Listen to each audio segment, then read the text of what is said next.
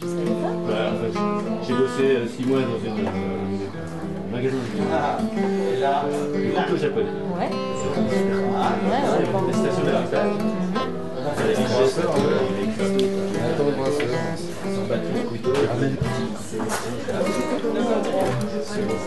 Je pense qu'il y a encore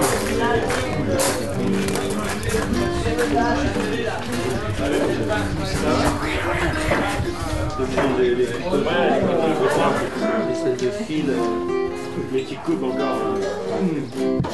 Ils ont les à peu près. La fille, il est comme ça.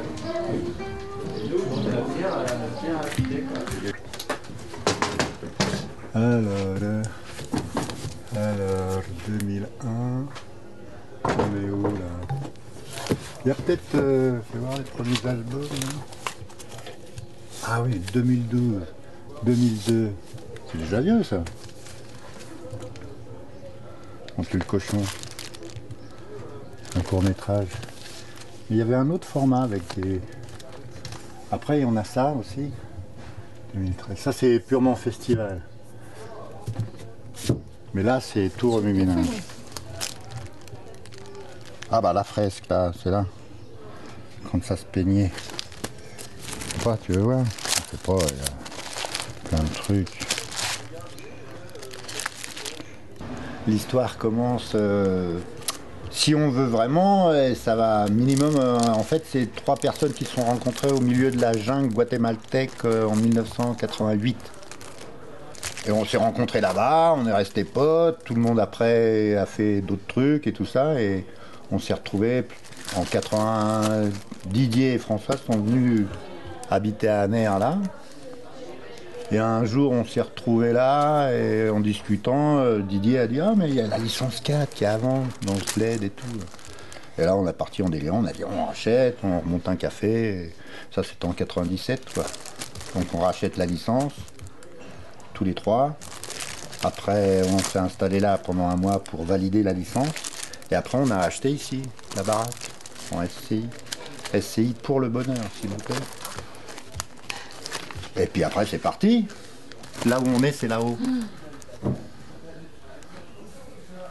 C'était une petite ferme du coin, quoi, avec... là, il y avait des cannes de maïs plein. Et là où on a la cuisine, c'était l'étable. Et il y a encore, on voit le râtelier qui est en dessous le bar du fond, là, il y a le râtelier, on a gardé. On a fait le bar, avec un bout de bois qui traînait là, et tout ça. Hein. Et quelle a été la réception pour les gens du village? Le village gaulois. Bah, le premier truc, c'est que, comme au départ, le maire, donc, il nous a imposé de nous installer dans la salle des fêtes, là, ça a fait un petit clash. Il y a des mecs, là, ils sont venus, alors déjà qu'il y avait... C'était un peu comme un ovni qui atterrissait là, entre les élevages d'autruches, plus on ouvrait le bar. Il faut dire ce qui est, c'est qu'il y avait... La licence était avant, mais nous, on ne s'est pas posé de questions. Il y avait une autre équipe qui était en attente, en train de négocier avec le mec, et qu'aurait fait... Ils avaient un projet de faire un bar à vin. Mais nous, on ne savait pas tout ça. Le mec, il nous a pas dit « Ah, bah, il faut que je vois avec les autres, c'est combien ?» Et nous, on a fait les Américains, on a payé sans sourciller. Là, on va acheter la licence. Mais vous pouvez demander à Perrette, qui était dans le projet de bar à vin, elle trouve que c'est mieux ce qui s'est passé après, ici. Donc voilà, à peu près, et puis depuis, les gens... On a jeté un truc en l'air un peu, et il y a un tas de gens qui le maintiennent quand même, dans cet état de choses un peu irréelles. Alors, moi, je suis censée gérer le facteur humain, donc la gestion de bénévoles et tout ce qu'il y a à faire, la gestion du lieu, humainement parlant et matériellement parlant. Est-ce que tu peux nous expliquer un petit peu le fonctionnement de ce café? Alors c'est un café donc associatif, géré uniquement par des bénévoles. Alors moi j'ai un petit côté salarié, mais sur l'autre association qui fait d'autres choses dans ce café.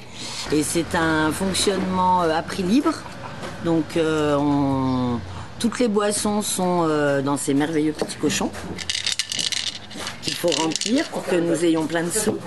Et nous faisons, donc c'est ouvert tout le temps parce qu'il n'y a pas de porte, donc on ne peut pas fermer. Donc n'importe qui passe à n'importe quelle heure du jour et de la nuit peut se servir à boire et déposer son eau bol dans les cochons. Et ensuite on fait des événements tous les 22.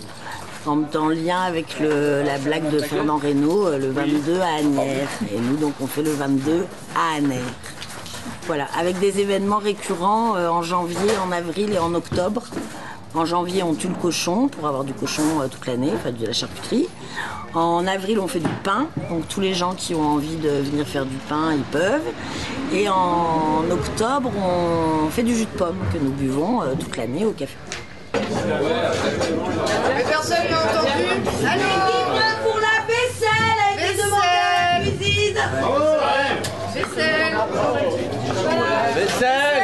Il n'y a plus personne, hein. Ah ouais, il n'y a plus personne pour la vaisselle. Justement, est-ce qu'il y a une assiette, s'il te plaît, là, j'arrive. Quoi faire? Pour de la vaisselle, ouais. Lionel. Une assiette propre, est-ce qu'il y a une assiette propre? Je crois que les jeux c'était là. Café du village, le fonctionnement, un café basé sur le partage, la bonne humeur, la culture, beaucoup de culture, énormément de culture, et je crois que c'est ça qui fait les plus belles choses. Et voilà, des beaux moments comme une grande famille, un beau village. Qu'est-ce qu'il y a, qu'est-ce qu'on y fait? On y vient et puis on y mange, on y boit et on y met des sous dans le cochon. Voilà. Et tout ça avec que de l'amour. Non mais des sous dans le cochon pour possible continuer à bien mettre des sous dans le cochon, quoi. Faut l'engraisser pour pouvoir le faire au 22 janvier. Non, pour le partager après. Bah c'est pour soutenir, c'est pour payer ce que vous consommez ici et puis les moments que vous avez partagés avec nous, le temps que vous restez, ça vous le payez pas. Ça c'est offert. Je partais pour Saint-Jacques-de-Compostelle avec la tente et le sac à dos. J'ai fait 2 jours et demi de marche, j'ai eu faim. Et du coup j'avais fait sur ma carte c'était le plan qui faisait un rond comme ça. Et du coup je me suis dit tiens je vais aller voir, il y a peut-être un truc à manger. Et je suis arrivée ici et j'ai été accueillie par Didier Vélo et Papy sur la terrasse en train de boire un verre à chocolat chaud à 17h et là on était bien là. Là j'ai dit c'est bon. On m'a proposé à manger, à boire, un lit pour dormir parce qu'on fait gîte. C'est ça qui est beau aussi. Et du coup, je suis restée. Voilà, un mois et demi. Et je suis toujours là. Mais à première vue, on dit que quand on arrive à Asnières, on a du mal à s'en défaire. Et c'est vrai, on prend vite des racines quand même. Mais de toute façon, moi je vais rapporter mes instruments par ici.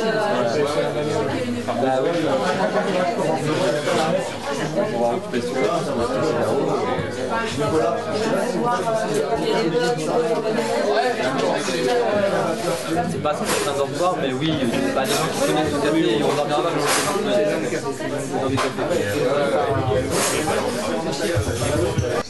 Alors on a du papier de film, on l'étale bien, et puis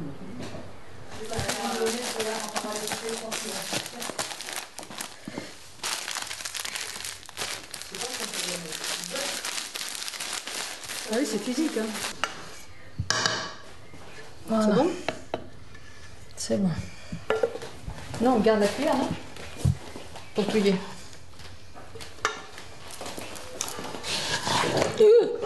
Ça dérape. Ah, parce qu'on est sur le couvercle. Allez, à toi. On aurait envie de faire à pleine main. Ah ouais. C'est chaud un peu. Un peu, ouais.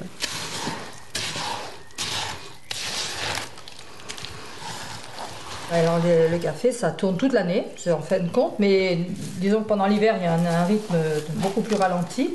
Mais après, pendant l'été, il y a donc les vendredis, tous les vendredis où il y a un spectacle, un concert, ou théâtre ou autre chose.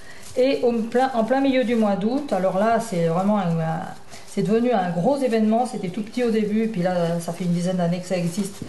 Donc on a réussi à en faire presque un deuxième festival, mais c'est complètement différent. C'est des goguettes, donc je ne sais pas si vous savez ce que c'est que des goguettes. C'est les ancêtres des chansonniers. On prend une chanson connue, on enlève les paroles, on garde la musique et on refait des paroles. Donc chacun est invité à écrire des choses souvent très satiriques.